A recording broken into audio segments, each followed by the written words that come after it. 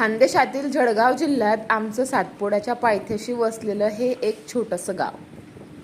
सातपुडा ही भारताच्या मध्यभागी असलेली व तिच्या उत्तरेला असलेल्या विंध्य पर्वतरांगांना समांतर अशी पर्वतरांग आहे. या सातपुड्याच्या उत्तरेला नर्मदा व दक्षिणेला तापी या नद्यांची खोरी आहेत.